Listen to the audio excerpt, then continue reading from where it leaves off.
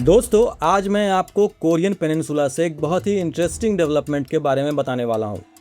12 अगस्त 2026 को सुबह करीब 6 बजे नॉर्थ कोरिया ने एक बैलिस्टिक मिसाइल फायर की अपने ईस्ट कोस्ट के पानी में।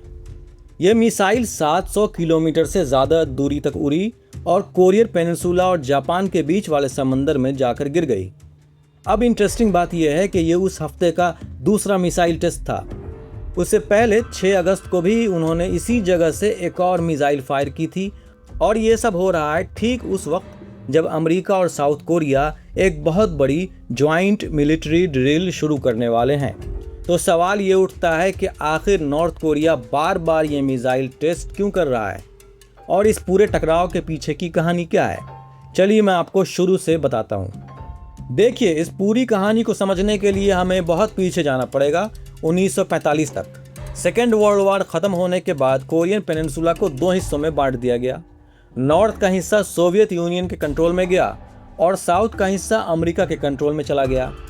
ये बंटवारा सिर्फ टेम्पररी माना गया था, लेकिन फिर 1950 में यानी कि 1950 में नॉर्थ कोरिया की फौज ने साउथ कोरिया पर अटैक कर दिया और यहाँ से शुरू हुई कोरियन वार।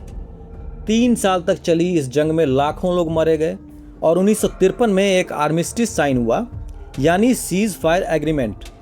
यहाँ पर एक बहुत इंपॉर्टेंट बात नोट करने वाली है कि ये सिर्फ एक आर्मिस्टिस था, कोई पीस ट्रीटी नहीं थी।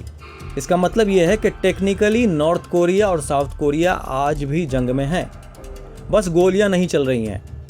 इसी आर्मिस्टिस लाइन के साथ साथ एक डीमिलिटराइज्ड जोन बनाया गया, जिसे हम DMZ कहते हैं, जो दुनिया की सबसे ज़्यादा फोर्टिफाइड बॉर्डर में से एक है। अब इसके बाद के दशकों में नॉर्थ कोरिया ने अपना एक बहुत ही आइसोलेटेड, टाइटली कंट्रोल्ड निज़ाम बनाया किम फैमिली की लीडरशिप में, और साथ साथ अपना न्यूक्लियर और मिसाइल प्रोग्राम भी डेवलप करना शुरू कर दिया।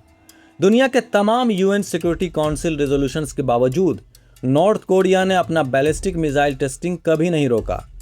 अब यहाँ पर एक बहुत इंपॉर्टेंट टर्निंग पॉइंट आता है फरवरी 2019 का। उस वक्त अमेरिकी प्रेसिडेंट डोनाल्ड ट्रंप और north Korean leader Kim Jong Un के बीच हनोई में एक बड़ी समिट हुई, इस उम्मीद के साथ कि नॉर्थ कोरिया अपने न्यूक्लियर वेपन्स को छोड़ने के लिए राज़ी हो जाएगा, बदले में सैंक्शंस हटाए जाएंगे। लेकिन ये समिट बिना किसी डील के टूट गई। किम जोंग उन सैंक्शंस पूरी तरह हटाना चाहते थे और अमेरिका पूरी डीन्यूक्लियराइजेशन चाहता था। ये गैप कभी भर नहीं पाया। इसके बाद से ये जो डिप्लोमेसी थी नॉर्थ कोरिया और अमेरिका के बीच, ये लगभग ठप हो गई और तभी से नॉर्थ कोरिया ने अपने वेपन्स प्रोग्राम को और तेज़ी से एक्सपैंड करना शुरू कर दिया है। तो अब बात करते हैं प्रेजेंट सिचुएशन की। नॉर्थ कोरिया ने अभी तक इस लेटेस्ट मिसाइल टेस्ट पर कोई ऑफिशियल कमेंट नहीं दिया है, लेकिन एक्सपर्ट्स कहते हैं कि इसका टाइमिंग बहुत कुछ बताता है। देखिए, हर साल अमेरिका और साउथ कोरिया एक ज्वाइंट मिलिट्री ड्रिल करते हैं और इस साल ये ड्रिल होने वाली है 17 से 27 अगस्त तक, जिसका नाम है उल्ची फ्रीडम शील्ड। इसमें करीब 18,000 साउथ कोरियन ट्रूप्स और अमेरिका के जो करीब 28,000 सैनिक साउथ कोरिया में पहले से मौजूद हैं, वो सब पार्टिसिपेट करेंगे। अब अमेरिका और साउथ कोरिया हमेशा यही कहते हैं कि ये ड्रिल सिर्फ डिफेंसिव है, ये किसी अटैक की तैयारी नहीं है, बल्कि नॉर्थ कोरिया के किसी भी पॉसिबल हमले से बचने की तैयारी है। लेकिन नॉर्थ कोरिया इन ड्रिल्स को हमेशा से एक इन्वेजन की रिहर्सल मानता आया है और ये कभी भी बिना किसी रिस्पॉन्स के इन ड्रिल्स को गुजरने नहीं देता। नॉर्थ कोरिया ने कभी भी साउथ कोरिया और अमेरिका की ज्वाइंट मिलिट्री एक्सरसाइज को आसानी से गुजरने नहीं दिया, हमेशा किसी न किसी तरीके से रिस्पॉन्स दिया है।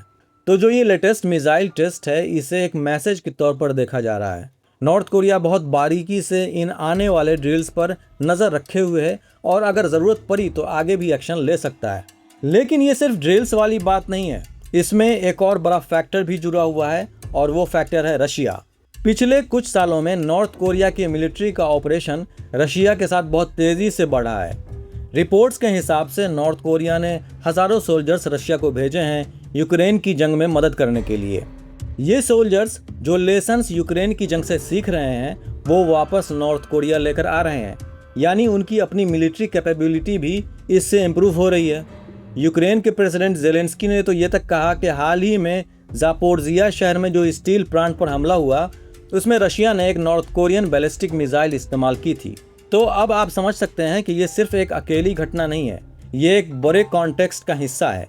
साउथ कोरिया अपनी न्यूक्लियर पावर्ड सबमरीन बनाने की प्लानिंग कर रहा है, जापान भी अपनी मिलिट्री कैपेबिलिटीज़ को बढ़ा रहा है और नॉर्थ कोरिया इन दोनों चीज़ों पर एतराज़ जता चुका है। किम जोंग उन की बहन किम यो जोंग ने तो हाल ही में ये वार्निंग भी दी थी कि अगर जापान अमेरिका में बनी टॉमहॉक क्रूज मिसाइल का टेस्ट करता है तो North Korea additional military options अपनाएगा। अब साउथ कोरिया की तरफ से भी रिएक्शंस आए हैं। साउथ कोरिया के ज्वाइंट चीफ्स ऑफ स्टाफ ने बताया है कि ये मिसाइल वॉनसॉन इलाके से लॉन्च करी गई थी, जो नॉर्थ कोरिया के कांगवॉन प्रोविंस में एक पोर्ट सिटी और नेवल बेस है। साउथ कोरिया की नेशनल सिक्योरिटी ऑफिस ने एक इमरजेंसी मीटिंग बुलाई और नॉर्थ कोरिया से अपील की कि वो अपनी ये प्रोवोकेशन रोके, क्योंकि ये यूएन सिक्योरिटी काउंसिल के रिजोल्यूशन का सीधा उल्लंघन है। साउथ कोरिया के हिसाब से ये साल का 11वां सस्पेक्टेड बैलिस्टिक मिसाइल टेस्ट है जो नॉर्थ कोरिया ने किया है। तो बात ये सामने आती है कि ये जो मिसाइल टेस्ट है ये अकेली कोई घटना नहीं है, बल्कि एक बहुत पुरानी 70 साल से चली आ रही कहानी की एक और कड़ी है। 1950 की जंग से शुरू हुआ ये टकराव, जो कभी औपचारिक रूप से ख़त्म ही नहीं हुआ, आज भी हर साल की मिलिट्री डील्स के साथ नए सिरे से भड़क उठता है और इस बार इसमें रशिया के साथ बढ़ती नज़दीकियां भी जुड़ गई हैं, जिससे ये पूरा मामला सिर्फ कोरियन पेनिनसुला तक सीमित नहीं रहा, बल्कि एक बड़े ग्लोबल पावर बैलेंस का हिस्सा बन गया है।